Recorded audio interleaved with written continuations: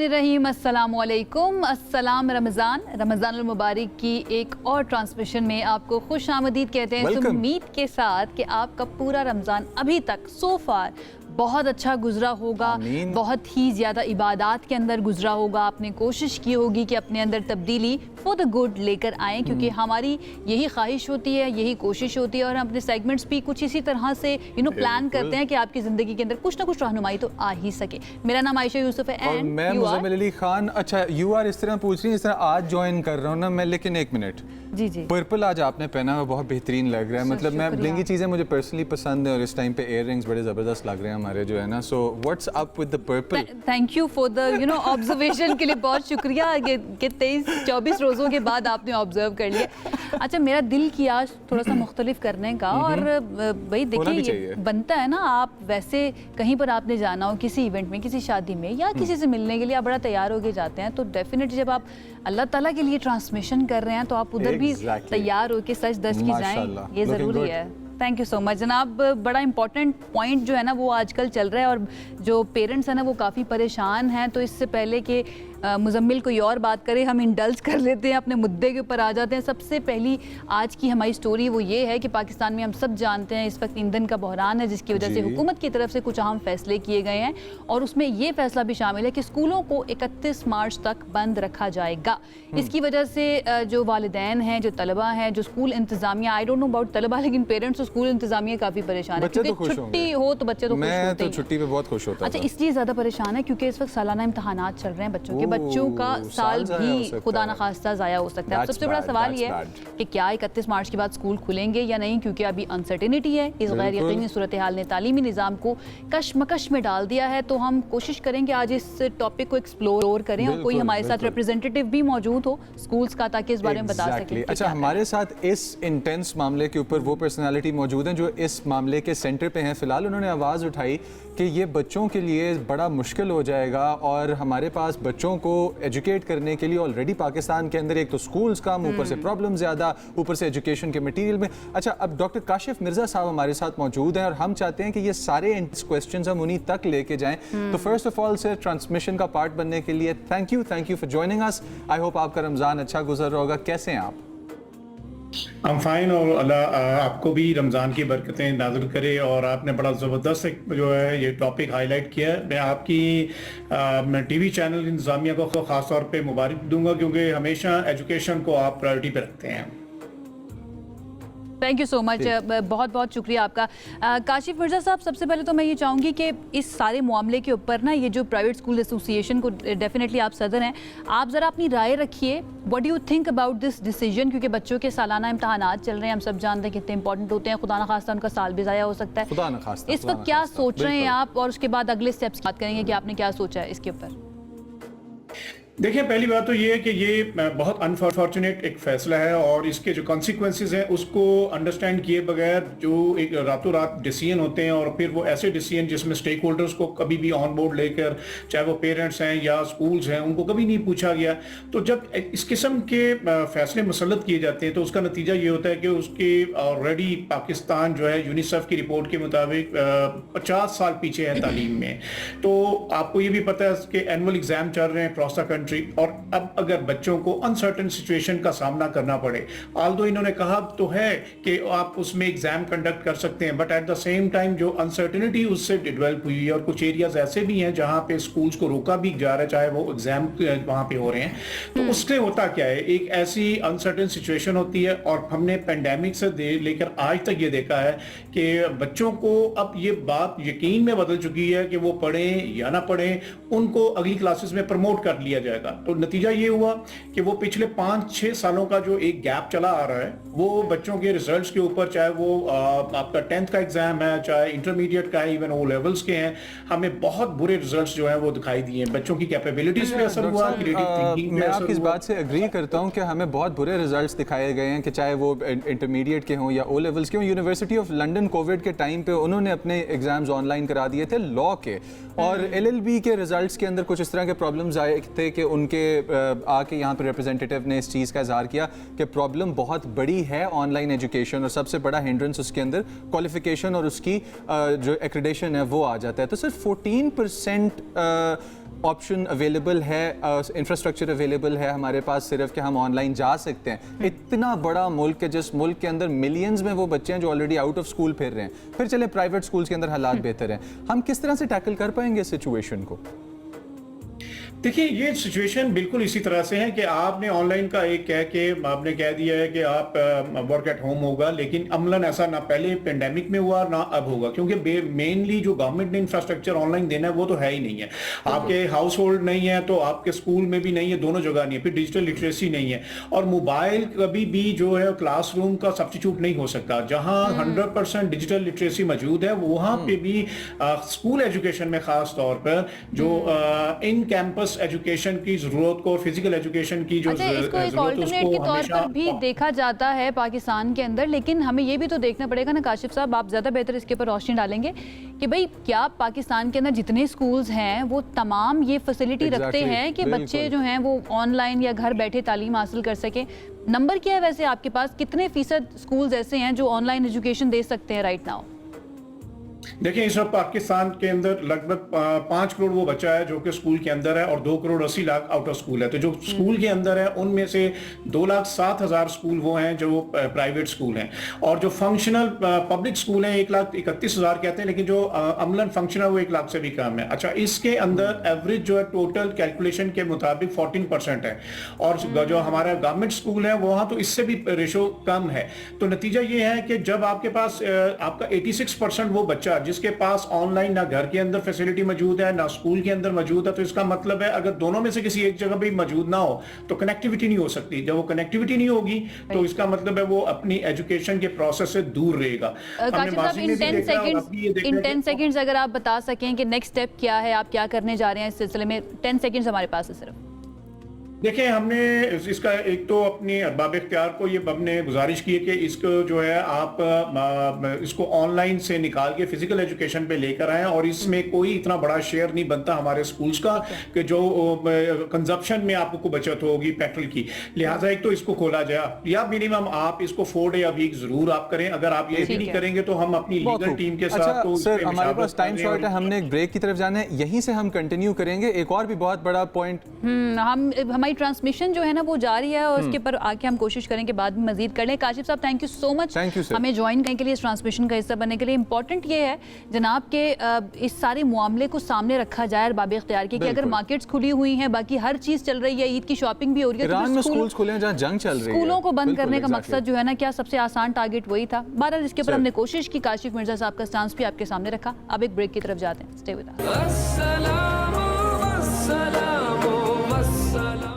alright جی viewers, تو جس طرح سے دنیا میں آپ ایکسائٹڈ حالات دیکھ رہے ہیں ہر طرف, اور یہ وہ ایکسائٹمنٹ ہے کہ جو ایکسائٹمنٹ ہمیں سینٹی سے دور کرنے کی ایکسائٹمنٹ ہوتی ہے. انٹروپی بڑھتی ہے تو انٹروپی کا اینڈ رزلٹ جو نکل کے آتا ہے وہ ہمیشہ وہ ہوتا ہے جو ایکسپیکٹ نہیں کیا ہوا ہوتا.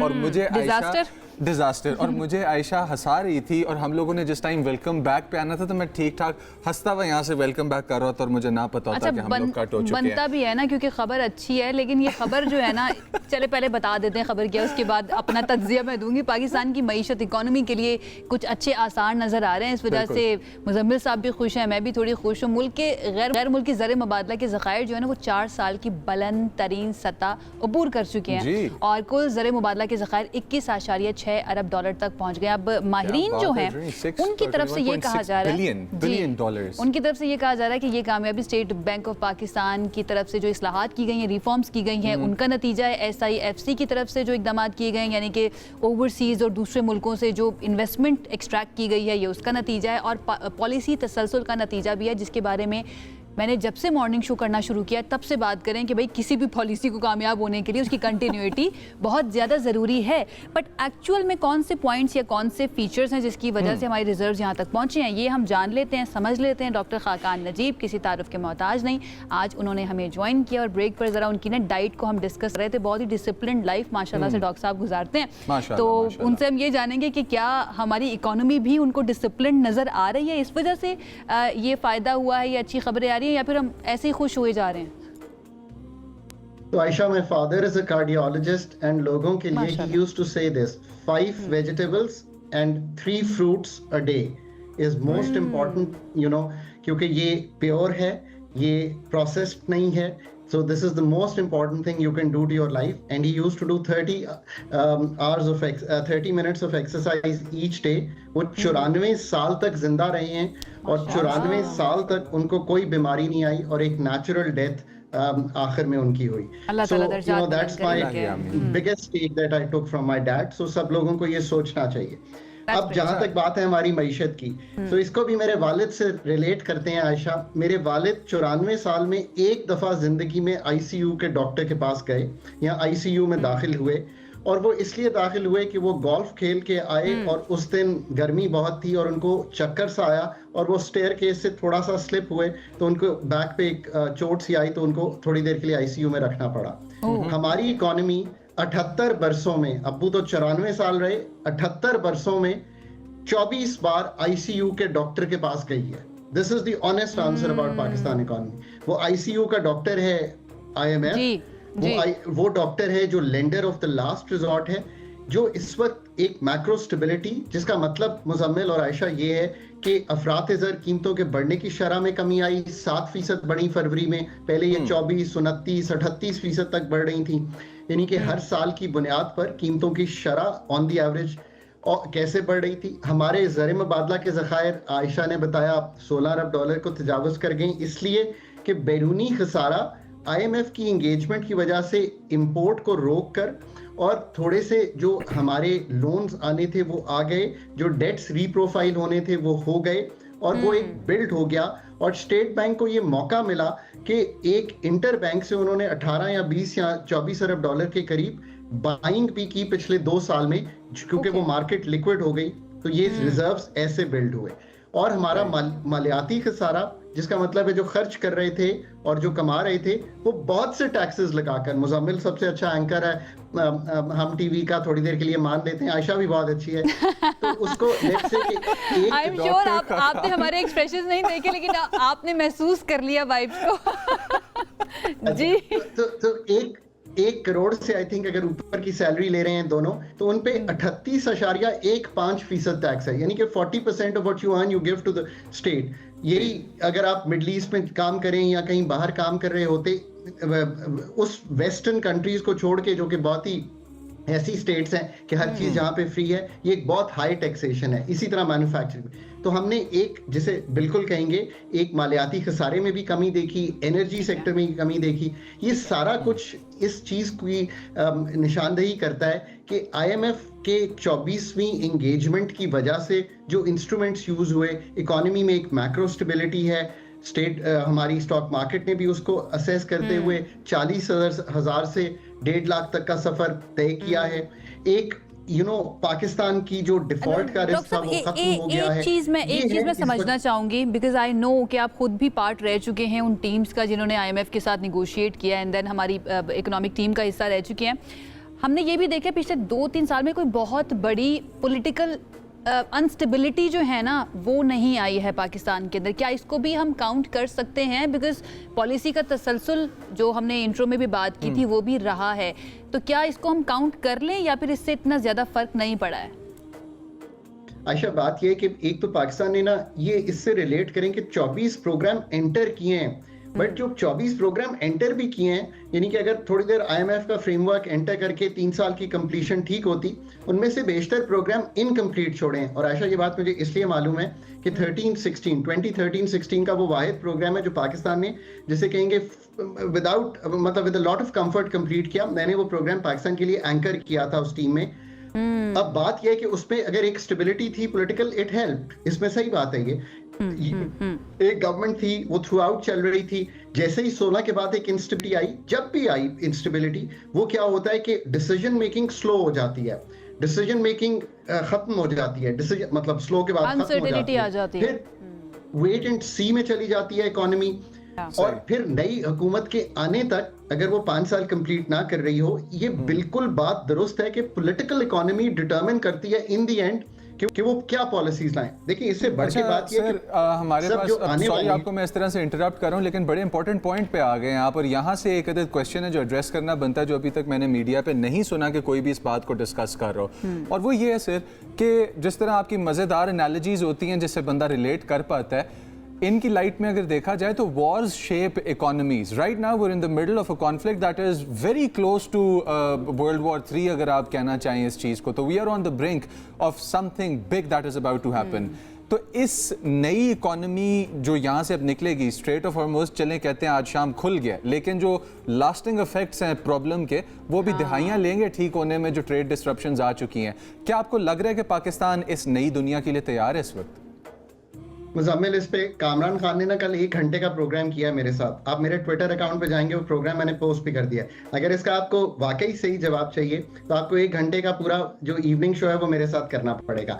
इन द शॉर्ट रन आंसर ये है कि yes, it will take a while. ये जो सारा शॉक लगा है ग्लोबल इकोनॉमी को, जो स्लो होगी, जो इन्फ्लेशन इम्पैक्ट होगा, जो जिस तरह से कंज्यूमर का डिस्क्रेशनरी बाइंग खत्म होगी, जिस तरह से ऑयल की प्राइसेस सेटल होंगी, ये shock will take a time to pass through. फिर वापसी होगी. ऑयल जब भी ये होता है, मतलब जब भी तस्वीर होता है, ऑयल रिजर्व्स वापस आएंगे, गैस वापस आएगी. पर मिडल ईस्ट की क्या शेप बनेगी मुजम्मिल, आई डोंट नो. क्या इन्वेस्टमेंट वाकई उधर उसी तरह आ रही होगी, आई एम नॉट श्योर. ये सारा तो फिर रीडिटर्मिन होगा कि ये रीजनल क्या है. पाकिस्तान के लिए there is a slight good news in it. You know, जब पाकिस्तानी जाके फिगर्स हम सुनते हैं, $17 अरब वहां इन्वेस्ट हो गया, I think everyone will think twice now कि क्या वाकई हम पाकिस्तान में ही कोई फैक्ट्री लगा लें. उसके लिए हमें अपने घर को ठीक करना है. इसमें कोई दो आरा नहीं है. टैक्सेस हैं, डीरेगुलेशन है, प्राइवेटाइजेशन, सब काम करने हैं. एनर्जी सेक्टर ठीक करना है. इसमें कोई दो आरा नहीं हो सकती. शायद आशा मुझे 3 साल बाद इंटरव्यू करेगी तो मैं इसको कहीं बाहर से बैठ के ये कहूंगा कि ये मैंने 3 साल मेरी तो ख्वाहिश है मैं आपको 3 साल बाद ही 1 साल बाद इंटरव्यू करूं और हम सेलिब्रेट कर रहे हो कि देखें भाई हमने अपनी इकोनॉमी जो है ना उसको ठीक कर लिया, सब कुछ ठीक हो गया. बट आई विश हम दुआ कर सकते हैं, उम्मीद कर सकते हैं और उसके लिए जो है ना कोशिश कर सकते हैं अपने तौर पर. बहुत शुक्रिया. डॉक्टर खाकान नजीब हमारे साथ मौजूद थे. एज यूजुअल एज ऑलवेज उनके साथ बहुत मजा आया बात करने का और बड़ी डिफरेंट और मजे की एनालिसिस के अंदर सारी बात अपनी जगह. लेकिन 1 करोड़ की जो सैलरी वाली बात की मुझे बहुत पसंद आई. मुंह में घी शक्कर रोजे के बाद, इफ्तार के बाद. ओके जी, आगे बढ़ जाते हैं. आगे बढ़कर हमने कुछ बात करनी है जिसका जिक्र आपने अपने सवाल के अंदर किया था, व्हिच इज वॉर. अमेरिकी सदर डोनाल्ड ट्रंप की तरफ से कुछ अहम स्टेटमेंट्स आई हैं, बड़े दावे उन्होंने किए हैं. वो कहते हैं कि ईरान का एक खारक जजीरा है, आइलैंड है, और वहाँ पर जो फौजी अहदाफ हैं मशरिक़ वुस्ता की तारीख के ताकतवर तरीन हमले करने का उन्होंने वहाँ पर दावा किया है. उन्होंने इन हमलों में तमाम फौजी अहदाफ को तबाह करने का भी दावा कर दिया. और ट्रंप ने कहा है कि कुछ वजूहात की बिना पर उन्होंने इस जजीरे के तेल के बुनियादी ढांचे को तबाह करने का हुक्म नहीं दिया. ताहम अगर ईरान या कोई और आबनाए हुर्मुज़ में आज़ाद और महफूज जहाज रानी में मुदाखलत करता है तो वो फौरी तौर पर इस फैसले पर नजरेसानी कर सकते हैं, यानी इसको भी अटैक किया जा सकता है अगर आबनाए हुर्मुज़ में खोला गया. What I think is the problem at the center of it all is Donald Trump being the president of one of the most powerful countries on the face of this planet has not been very serious with his claims or ideas. जब आप जाके blame करना शुरू हो जाएं कि मुझे Marco Rubio ने कहा था इस जंग में स्टेप करने को, ईरान यूएन में बैठ के कह रहा है कि हम सीरियस डिस्कशंस में एंटर होंगे अगर आपका लीडर सीरियस होगा. तो आई थिंक कि हम लोगों को इतना डेल्व नहीं करना चाहिए कि होगी तनसीबात तबाह, नहीं होंगी तबाह. Because if he wakes up tomorrow and decides after a mug of coffee कि उन्होंने जाके वायलेट करने ह्यूमन राइट्स तो वो कर देंगे. बाहर फिर मेरा सवाल ये कि ऐसा शख्स जो है फिर वो प्रेसिडेंट क्यों है of the super power? This is a very important question. हमारे पास तेहरान से राशिद नकवी मौजूद हैं इस टाइम पे ये सारा इशू डिस्कस करने के लिए. अस्सलाम वालेकुम सर. और सबसे पहले तो हम विश करेंगे कि सारी दुनिया में अमन कायम हो और जिस तरह से ईरान की क़यादत कह रही है कि जंग जो कि है वो सोल्यूशन नहीं होती, लेकिन अगर लेके आए हो तो भुगतो अब. तो सवाल ये पैदा होता है कि खार्क जजीरे पे जो कह रहे हैं मशरिक़ वुस्ता का सबसे ताकतवर तरीन हमला कर दिया है और मैंने तेल की तनसीबात पे हमला नहीं किया, जो कि थोड़े अरसे पहले हमने देखा कि मेनलैंड के अंदर तेल की तनसीबात पे हमला कर दिया. आप बताएं कि क्या रियलिटी है इस बयान की और क्या वेट क्या है इस बयान का? बिस्मिल्लाहिर्रहमानिर्रहीम. देखें, डोनाल्ड ट्रंप के बयानात पे तो कोई जिसे कहते हैं एतबार और एतमाद नहीं किया जा सकता. वो तो ईरान की नेवी को तबाह कर चुके हैं, वो तो ईरान को खंडर में तब्दील कर चुके हैं, वो तो ईरान के तमाम लीडरों को जो है वो गायब कर चुके हैं और अपने कोई ईरान के अंदर कोई ऐसा फर्द नजर नहीं आ रहा, कोई लीडरशिप नजर नहीं आ रही जिससे वो बात करें. तो ये तो दावे हैं, हमला हुआ है, इसमें कोई शक नहीं है. लेकिन जितने बड़े दावे थे रात से मुश्तबा खामनाई के सर पर اور جو باقی لیڈران ہیں ان کے سر پہ انہوں نے $10 ملین کی باؤنٹی رکھ دیا ہے. بہت ہی مزہ کا خیز ایک عالمی طاقت جو اپنے آپ کو, لیکن یہ ایپسٹن کلاس جو ہے نا, اس سے یہی توقع رکھیں آپ, یہ جو نابالغ بچیوں کو نہیں چھوڑتے تو آپ ان سے اور کیا توقع رکھتے ہیں؟ یہ سب ہیومن رائٹس اور یہ فریڈم آف سپیچ اور پتہ نہیں کون کون سی ویلیوز, یہ سب جو ہیں وہ اب وہ قصہ پارینہ بن چکی ہیں. یہ ایپسٹن فائل کے سارے لوگ ہیں, یہ اسی گروپ سے تعلق رکھنے والے ہیں, یہ انسانیت کے دشمن ہیں. ان کے نہ بیانات پہ یقین کیا جا سکتا ہے, نہ ان کی پالیسیوں پہ اعتماد کیا جا سکتا ہے. یہ انسانیت کے دشمن ہیں. اس وقت ان کو اس تناظر میں دیکھنے کی ضرورت ہے. اور یہ جو دعوے ہیں حملہ ہوا ہے, اس میں کوئی دوسری رائے نہیں ہے. اور اس نے خود ٹرمپ یہ بھی کہتا ہے کہ میں نے تیل کی تنصیبات پہ حملہ نہیں کیا. بھائی وہاں پہ ہے کیا؟ وہاں پہ تو وہ جزیرہ ہے ہی تیل کی پروڈکشن, بلکہ تیل کی سپلائی کے لیے ہے. وہاں پہ پروڈکشن تو نہیں ہوتی, وہاں پہ تو بس اپلوڈ ہوتا ہے اور وہاں پہ دنیا میں سپلائی کیا جاتا ہے. اور ایک بہت بڑا, یہ اس سے پہلے جب صدام کے ساتھ ایران کی جنگ تھی تو اس وقت بھی اس کو تباہ کیا گیا تھا. تو یہ کہنا کہ ہم نے صرف فوجی تنصیبات کو نقصان پہنچایا ہے اور آئل کی جو ان کو کچھ نقصان نہیں پہنچایا, تو یہ تو ایسے ہی ہے کہ آپ ایسے کہیں کہ میں نے سمندر میں چھلانگ لگا دی ہے اور میں اب گیلا نہیں ہوگا. تو یہ تو نہیں ہوتا.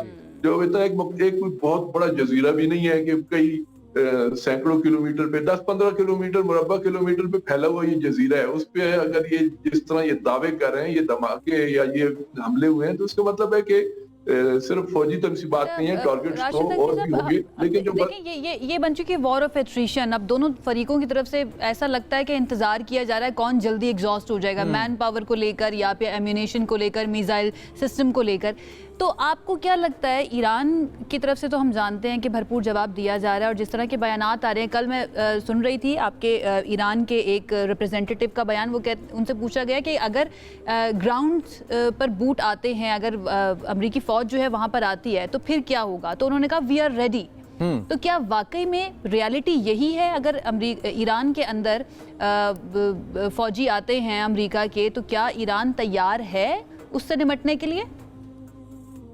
دیکھیں, ایران گزشتہ 47 سالوں سے امریکہ کے ساتھ اور اسرائیل کے ساتھ حالت جنگ میں ہے. یہ بعض دفعہ ہم ان چیزوں کو سمجھتے نہیں ہیں, لیکن یہ جنگ کے انداز بدلتے رہے ہیں. کبھی وہ اقتصادی ناکہ بندی سے, کبھی وہ صدام کو 8 سال تک انہوں نے مسلط کیا, کبھی آل آپشنز آر آن ٹیبل والے دھمکیاں دی ہیں, کبھی سیاسی تبدیلیاں, کبھی رجیم چینج, کبھی ایٹمی سائنسدانوں کو قتل کرنا. اتنے بڑی جسے کہتے ہیں نا, ایک واقعات کی ایک لمبی فہرست ہے کہ جو ایک جنگ جاری ہے. جب جنگ جاری ہو تو پھر جو ملک حملے کا نشانہ بنتا ہے وہ اپنا ایک خاص ڈاکٹرائن بناتا ہے. اور ایران اس کی ایک ہسٹری ہے, اس نے ماضی میں بھی ایک بڑی اس زمانے کی جو بڑی طاقتیں ہیں ان کا مقابلہ کیا. اب تو اس کے ساتھ اسلام بھی جڑا ہوا ہے, یعنی یہ صرف ایرانی نہیں ہے, اب ایک اسلامی ایران ہے.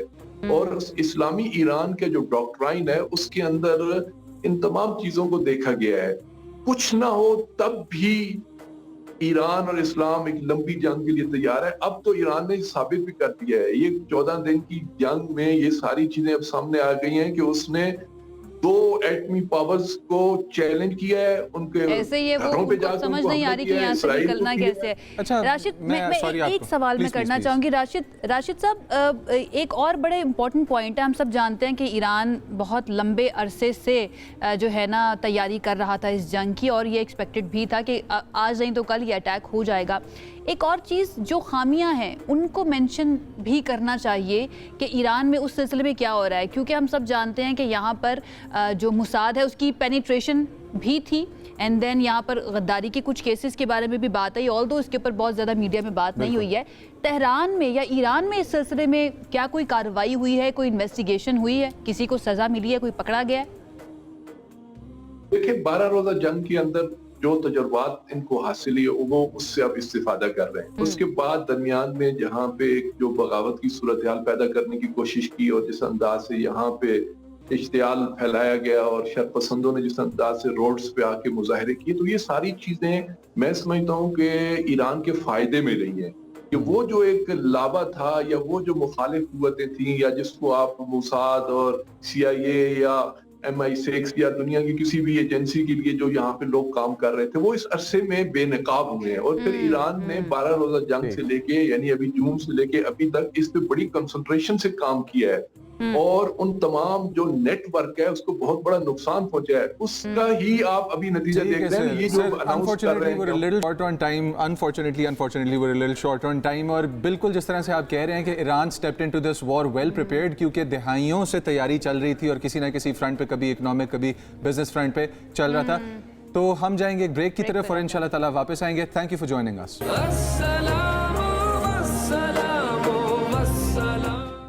Welcome back views. اور جس طرح سے ہم جانتے ہیں کہ ہمیں اپنی صحت کا خیال رکھنے کا بہت زیادہ شوق ہے, اور اسی وجہ سے میں کبھی بھی ٹھیک طریقے سے کھانا نہیں کھاتا اور نہ ہی ٹھیک ٹائپ کا کھانا کھاتا ہوں. ویراز آپ سب دیکھ سکتے ہیں یکم رمضان سے لے کے ابھی تک کہ جو ٹھیک طریقے سے کھانا کھانے والے لوگ ہیں وہ کس طرح کے نظر آتے ہیں. الحمدللہ الحمدللہ. آپ کو کیوں نہیں ہے ویسے, یہ سٹائر میں بول رہے ہیں آپ یا سچ میں بول رہے ہیں؟ نہیں مطلب اپنے آپ کے لیے, میرے لیے میں نے اس کو سیریس لیا. آپ نے سیریس لیا, چلیں ٹھیک ہے, ویری گڈ. اچھا, آپ سمجھ گئے ہوں گے کہ ہم آپ کی صحت کے بارے میں بات کرنے لگے ایکچولی, اور آپ کی صحت پہ بات کرنے کے لیے آج جو ہم نے ٹاپک چنا ہے دیٹ از ایسما, یعنی کہ دمہ. یہ ایک ایسا مرض ہے جو جس کو بھی ہوتا ہے نا, ہم جانتے ہیں کہ اس کی حالت کیسی ہو جاتی ہے. پھیپھڑوں کی جو نالیاں ہیں نا ان کے اندر سوجن ہو جاتی ہے, تنگی پیدا ہو جاتی ہے, جس کی وجہ سے سانس لینے میں ہوتی ہے بہت زیادہ دشواریاں بھی. ہوتا کیوں ہے؟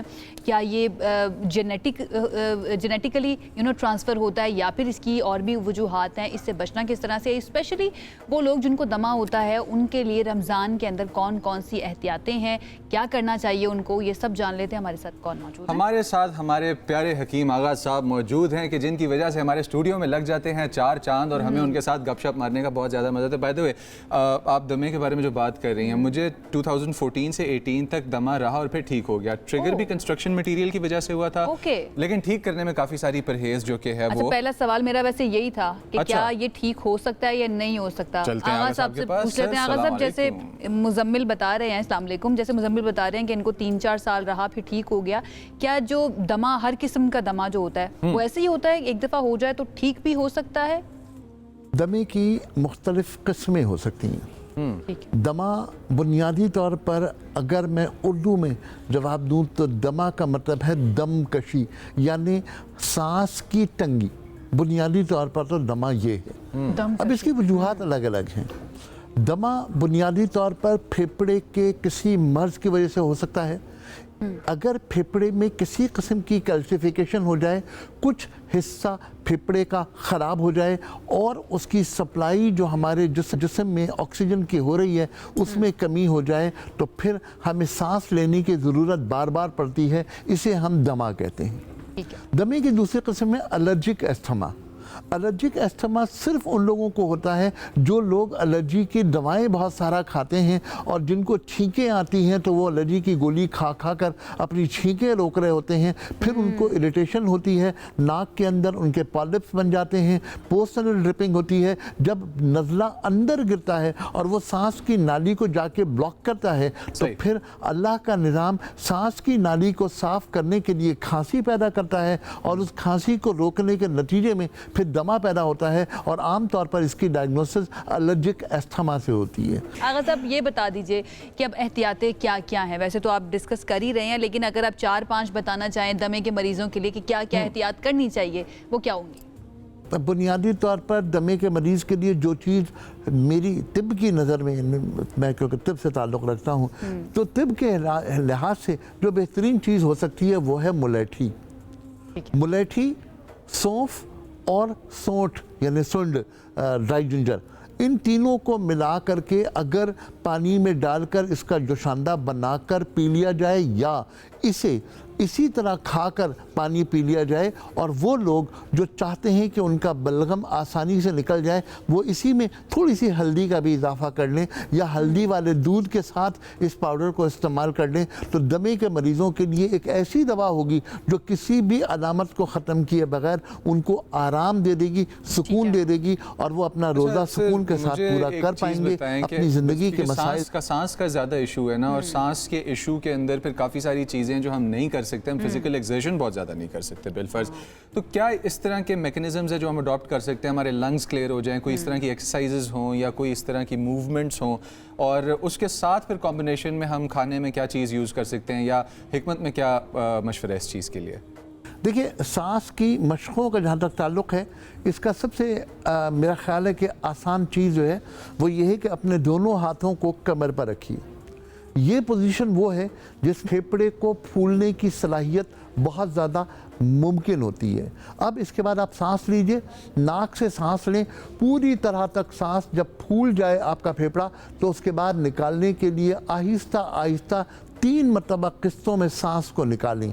ये सांस की वो प्रैक्टिस है जो सिर्फ 10 मरतबा कर ली जाए तो हमारे फेफड़े में बेहतर तौर पे ऑक्सीजन का डिपॉजिट होता है। और अगर वो लोग जो ऑक्सीमीटर से अपनी ऑक्सीजन चेक कर रहे हैं वो ऑक्सीमीटर को लगा कर इस तरह एक्सरसाइज करें, 10 मरतबा डीप ब्रीथ करके आहिस्ता आहिस्ता उसको एक्सेल करें, आहिस्ता आहिस्ता निकालें, तो फिर उससे उनका ऑक्सीजन लेवल भी बेहतर होगा, उनके फेफड़े की एक वर्जिश भी होगी और सांस की नालियों को साफ करने में हमें मदद मिल सकेगी। ये वर्जिश करते वक्त करने से पहले थोड़ा सा अगर गर्म पानी पी लें तो ये और ज़्यादा। अच्छा, अब इसी पे ज़रा थोड़ा सा और लाइट डाल दें इसी पूल ऑफ नॉलेज पे जिसके अंदर आप इंडल्ज कर रहे हैं, और वो ये है कि जो दमे के अंदर जो प्रॉब्लम्स हमें मिलती हैं फेस करने को, उनमें से अक्सर ऐसी चीज़ें ट्रिगर हो जाती हैं कि जो फेटल साबित होती हैं। तो प्रॉब्लम तो बहुत सीरियस है। इसकी रोकथाम या अलामात में कमी, ज़िंदगी के किस तरह के असूल हैं जो हम चेंज करें, हमारे ज़िंदगी के लाइफस्टाइल चेंजेस क्या हैं? क्योंकि डायबिटीज़ में भी आयशा मैंने नोटिस किया कि डॉक्टर्स यूजुअली पहला राउट जो लेते हैं वो लाइफस्टाइल चेंजेस का लेते हैं। आप शुगर छोड़ दें, आप कार्बोहाइड्रेट्स छोड़ दें। Exactly, तो क्या है गोल्डन रूल्स क्या है? एग्जैक्टली, गोल्डन रूल्स क्या हैं? हर मरीज़ के लिए एक उसूल ज़िंदगी ये है कि वो अपनी ज़िंदगी को चंद उसूलों के तहत गुजारे कि अपनी हर चीज़ को इन एक्सेस ना करे, उस एक्सेस को कम करके एतदाल पर आ जाए। और जब वो एतदाल पर हर चीज़ को लाएगा, चाहे उसका खाना हो, चाहे उसका पीना हो, चाहे उसका सोना हो, चाहे उसकी एक्सरसाइज हो, हर चीज़ को एतदाल पर ले आए, मीडियम पर लेकर आ जाए, तो बहुत सारे मसाइल से मुकाबला करने की सलाहियत बेहतर हो सकती है। अपने आप को एग्जॉस्ट ना करें कि अगर आप एग्जॉस्ट कर देंगे तो फिर मर्ज से मुकाबला करने की सलाहियत डेफिनेटली मुतासर होगी और आपके अमराज बढ़ते जाएंगे। अगर अमराज को कम करना है तो अपने आप को एतदाल पर रखिए, खाना पीना सोना जागना दुनिया की हर एक्टिविटी को एतदाल पर रखें, तो फिर आप मर्ज से मुकाबला करने की सलाहियत को बैलेंस इज द की। बहुत इंपॉर्टेंट है कि बैलेंस होना चाहिए आपकी ज़िंदगी के अंदर। और ये कोई नई बात नहीं है, ये वो बात है जो हम सब जानते हैं, हमारे बड़े भी जानते हैं, हम भी जानते हैं, हमसे छोटे भी जानते हैं कि बैलेंस बहुत ज़्यादा ज़रूरी है। हम करते नहीं हैं, हमारे एक्शंस में ये चीज़ नज़र नहीं आती, उसकी वजह से नुकसान अल्टीमेटली किसका होता है? हमारा अपना होता है। और ये सेगमेंट या ये सेहत की जो हम बात कर रहे होते हैं ना, ये भी आपके लिए है, ये हमारा फ़ायदा हो जाता है, दैट इज़ अनदर थिंग, लेकिन ये होता आप लोगों के लिए ताकि आपको रहनुमाई मिले तिब्ब नबी सल्लल्लाहु अलैहि वसल्लम से। आगा साहब बहुत बहुत शुक्रिया हमें ज्वाइन करने के लिए वंस अगेन। जनाब एक ब्रेक की तरफ हमें जाना है, ब्रेक से आएंगे वापस तो हम क्या करेंगे, बताएं क्या करेंगे? आप हमारे साथ रहिएगा, हम ब्रेक से वापस आएंगे तो बातें करेंगे। और दूसरा, जाते जाते ब्रेक में मेरे व्यूअर्स के लिए मैसेज, ये हेल्दी लोग हैं, कुछ हमारे जैसे भी होते हैं, तो we are here for a short time, not a long time, it should be a good time. Short break, वापस आ रहे, स्टे विद अस।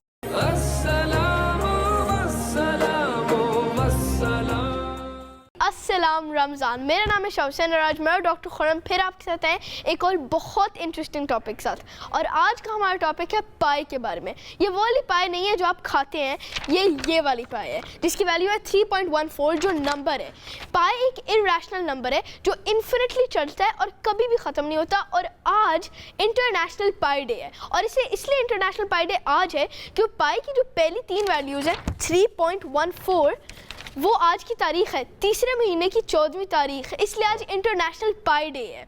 और अब हम डॉक्टर खुरम की तरफ चलते हैं, और मैं सिर्फ आप लोगों को आज बता दूं, आज डॉक्टर खुरम मुझसे सवाल पूछेंगे क्योंकि मुझे ये टॉपिक उनसे ज़्यादा आता है। सबसे पहले अस्सलाम वालेकुम शाह हुसैन। वालेकुम अस्सलाम डॉक्टर खुरम। अच्छा, मुझे बताएं कि आपके रोजे कैसे जा रहे हैं? मेरे अच्छे जा रहे हैं। हम तीसरे अशरे में दाखिल हो चुके हैं, और आज आपकी शर्ट पे भी और पाई का भी बिगिनिंग। हाँ, मैं आप लोगों को बताना ही भूल गया, पाई की जो पहला नंबर है 3 वो मेरी शर्ट का नंबर है 3। लेकिन आप सबको ये भी तो बताएं कि पाई के नंबर्स बढ़ते चले जा रहे हैं। आज जब ये पाई एक ऐसा नंबर है जो इन्फिनिटली मतलब कि वो कभी भी रुकता नहीं, यानी कि जब ये सेगमेंट खत्म होगा तो पाई पहले से ज्यादा नंबर बड़ा हो चुका होगा, क्योंकि ये एक इरैशनल नंबर है। और हम ऐसे भी कह सकते हैं कि क्योंकि आज हमने ये टॉपिक चूज किया, हमारी वजह से पाई ज्यादा बड़ा हुआ है। ऐसे ही है। और आपको पता है ये इतना लंबा नंबर है, लेकिन लोग इसको याद करने की कोशिश करते हैं अपने जहानत के इम्तिहान के लिए। पाई के जो डिजिट्स हैं वो पाई के ऑब्वियसली इनफिनिट डिजिट्स हैं, लोग थाउजेंड्स ऑफ डिजिट्स उसके याद करते हैं। आपको पता है वर्ल्ड रिकॉर्ड क्या है? नहीं, मेरे इल्म में नहीं, आप बताओ। 70,000 डिजिट्स। ओह माय गॉड, ये तो किसी किताब से ज्यादा है। हाँ, मैंने कहा एक बुक याद करना जिसके अंदर सिर्फ नंबर्स हैं,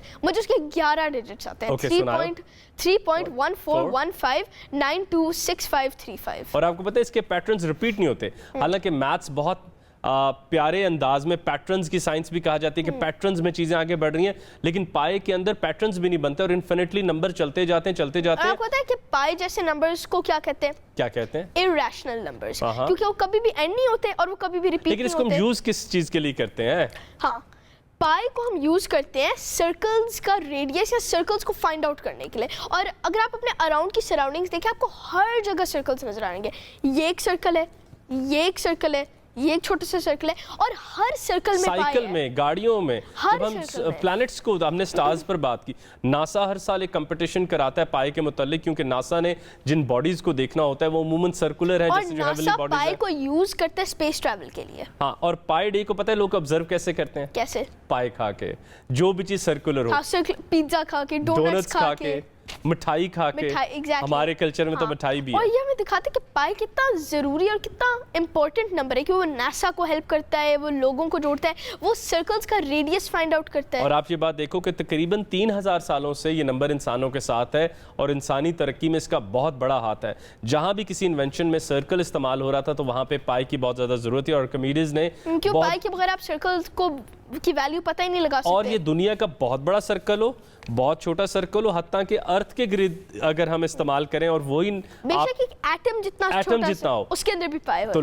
जो मेरे मुंह से बार बार लाइफ ऑफ अ पाई निकल रहा है, बहुत मशहूर मूवी भी आई थी, तो पाई का नंबर वही रहेगा। आपको पता है एक बहुत इंटरेस्टिंग मूवी भी बनी थी, लाइफ ऑफ अ पाई। उसमें क्या होता है? उसमें एक लड़का होता है जो कि एक अहम किरदार है, और वो सर्कुलर सी लाइफ गुजार रहा है, अपनी जिंदगी का मकसद ढूंढता जा रहा है, लाइफ ऑफ अ पाई कहा गया है। इसीलिए उसको लाइफ ऑफ अ पाई कहा जाता है। और वो असल में खुदावंद ताला को, अल्लाह ताला को ढूंढ रहा होता है। तो उस ढूंढते ढूंढते वो इतनी ज़्यादा चीज़ों से गुजरता है, तो कहा जाता है कि वो जितनी ज़्यादा चीज़ों को ढूंढ रहा था, उनसे गुजर रहा था, वहाँ से चलते चलते चलते उसकी ज़िंदगी खुद पाए बन गई, जो इन्फिनिटली लॉन्ग है, उसमें कोई पैटर्न्स नहीं है, मगर उसको कहीं ना कहीं एक मकसद मिल गया। रैंडम सी जिंदगी है। और आपको पता है एक इंटरेस्टिंग चीज़ आइंस्टाइन और पाई के बारे में? आज आइंस्टाइन की बर्थडे है जी, बहुत ज़हीन तरीन इंसानों में जिस इंसान को समझा जाता है आइंस्टाइन, आज उसका बर्थडे। ज़्यादा इंपॉर्टेंट चीज़ हो रही है, आज इंटरनेशनल पाई डे है, आइंस्टाइन की बर्थडे, स्टीफन हॉकिंग की डेथ डेट है। हाँ, आज स्टीफन हॉकिंग डेथ एनिवर्सरी। ये तो सिंक्रोनिसिटी होगी जब एक बहुत अहम डेट बहुत ज्यादा पैटर्न्स में नजर आने लग जाए, और साइंसी दुनिया में बहुत ज्यादा। अच्छा, मेरे दिमाग में एक सवाल आया, मुझे लगता है इसका आपको वैसे ज्यादा पता होगा। ओके, बताइए। तो आपको पता ना कि इन्फिनिटी लामहदूद, लामुतनाही। हाँ, इन्फिनिटी कोई नंबर तो नहीं है ना, मगर अगर आपने इन्फिनिटी को एक वैल्यू देनी हो, तो लोग कहते हैं कि इन्फिनिटी की कोई वैल्यू नहीं है, मगर मेरे दिमाग में आ रहा था कि इन्फिनिटी की वैल्यू पाई भी तो हो सकती है, क्यों? पाई इन्फिनिटी की तरह वो चलता रहता है और वो कभी रिपीट नहीं होता। अच्छा, देखिए ना, अब इन्फिनिटी अगर आप नंबर्स में से डालें, इन्फिनिटी कभी नंबर 2 कभी फिर से नहीं आएगा ना, 2000 होएगा, 2 मिलियन होएगा, मगर 2 तो फिर से नहीं होएगा। बिल्कुल। अच्छा, अगर आप मुझे यूं इजाजत दो कहने की, अगर इन्फिनिटी को ऐसे नापना है 0 1 2 3 4 5, तो पाए तो मुख्तलिफ है ना, वो 3 से शुरू हो रहा है, उसके अपने पैटर्न्स। अगर आप गिनती को ऐसे लामुतनाही की तरफ लेके जा रहे हो तो इन्फिनिटी एक और फिनोमेना है। लेकिन हाँ, अगर आप इन्फिनिटी को ऐसे कह रहे हो कि उसमें अनबिलीवेबली लॉन्ग चीज शामिल है, यस, वो पाई के अंदर मौजूद। अगर आपने इन्फिनिटी को एक वैल्यू देनी हो, तो क्या ये चीज कहना सही है कि pi is equal to infinity? Pi is infinite but infinity is not pi. That's more accurate way to say it.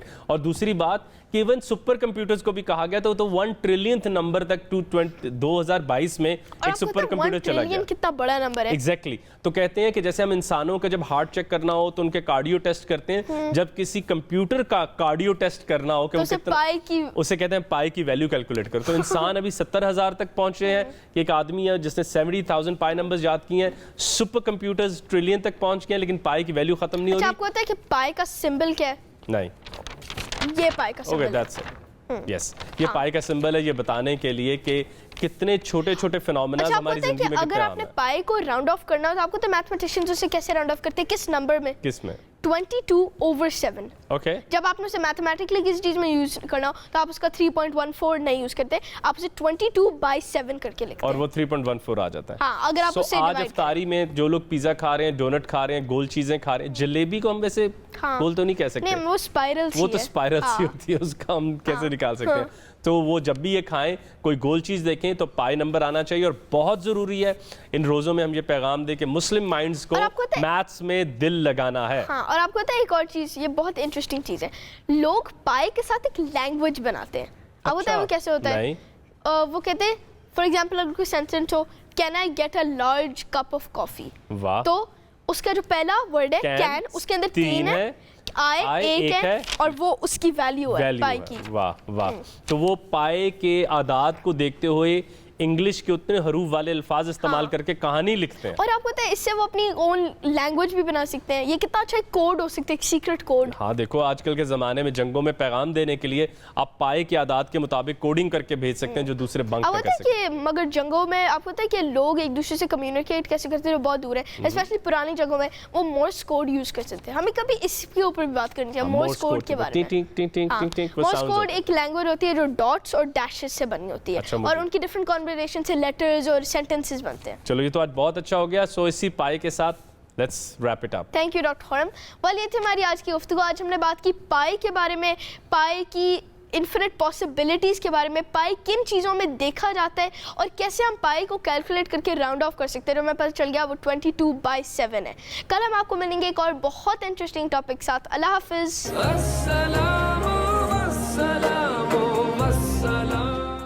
Muzammil, اب ہمیں کچھ بات کریں. ہم سب جانتے ہیں کہ آخری عشرہ چل رہا ہے جو کہ جہنم کی آگ سے نجات کا عشرہ بھی اس کو کہا جاتا ہے. اب سوال یہ پیدا ہوتا ہے کہ بہت ساری عبادات تو ہم جانتے ہیں کہ کون کون سی کرنی چاہیے, لیکن ان عبادات کے اندر تاثیر کیسے پیدا کی جائے, یا ایسی کون سی عبادات ہیں جو ہم کر سکتے ہیں جو کہ مسنون ہیں, جن کا شاید ہمیں پتہ نہیں ہے. تو اس کے لیے ہمیں جوائن کرتے ہیں مفتی زبیر صاحب. بالکل, ان کی طرف ہم سوال ٹیکنیکل کویسچنز اور کچھ اسپریچول کویسچنز جن کے لیے ہمیں کچھ اصول پوچھنے ہوتے ہیں. تو مفتی زبیر, شروع رمضان سے لے کے ابھی تک, اور انشاءاللہ تعالیٰ آگے بھی زندگی نے موقع دیا ہمیں, آپ کو سب کو, تو انشاءاللہ تعالیٰ ہمارے ساتھ اسی طرح سے. بالکل. تو سر سب سے پہلے تھینک یو, آپ نے ہمیں جوائن کیا. اور ذرا آخری عشرے کے بارے میں کچھ اس طرح کی ہم باتیں سنتے ہیں کہ جہنم کی آگ سے ہم بچتے ہیں, اس کے اوپر تھوڑا سا ذرا ڈیٹیل میں جائیں کہ کیا سگنیفیکنس ہے آخری عشرے کی. آج کل کے بچے جب ہم سے یہ سوالات پوچھتے ہیں تو ہم تو ان چیزوں کے آنسر اتنے اچھے طریقے سے نہیں دے پاتے جس طرح سے آپ آنسر. آپ کی رہنمائی درکار ہے. بالکل بتائیے.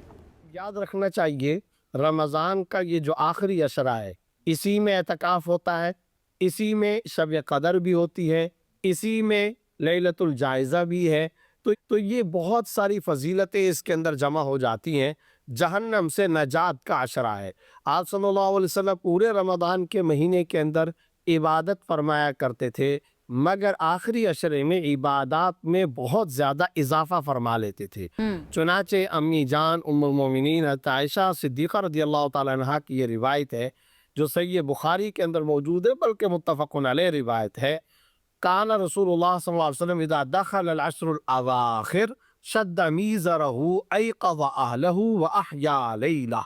جب رمضان کے آخری عشرے میں آپ صلی اللہ علیہ وسلم پہنچتے, آخری عشرہ داخل ہو جاتا, تو آپ صلی اللہ علیہ وسلم عبادت کے لیے کمر کس لیا کرتے تھے.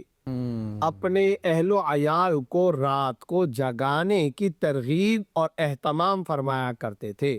وَأَيْقَظَ أَهْلَهُ وَأَحْيَا لَيْلَهُ, رات کے اعتبار سے شب زندہ دار ہو جایا کرتے تھے.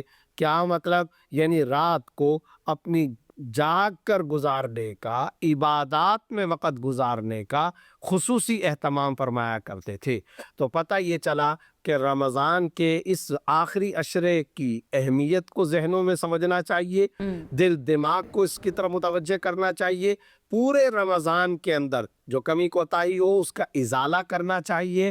شب قدر کا خاص تلاش کا اہتمام, پھر اس میں عبادت کا اہتمام کرنا چاہیے, اور پھر ساتھ ہی ساتھ اس عشرے کے اندر عبادت اور صدقہ و خیرات کا خصوصی اہتمام اور لحاظ کرنا چاہیے. بالکل ایسا ہی ہے. اچھا مفتی صاحب, اعتکاف کا ذکر تو آپ نے کر ہی دیا, اور دعائے نیم شب کی بھی آپ نے بات کر دیا کہ کس طرح سے حضور صلی اللہ علیہ وآلہ وسلم نہ صرف خود جاگتے تھے بلکہ اہل خانہ کو بھی جگانے کا اہتمام کیا کرتے تھے.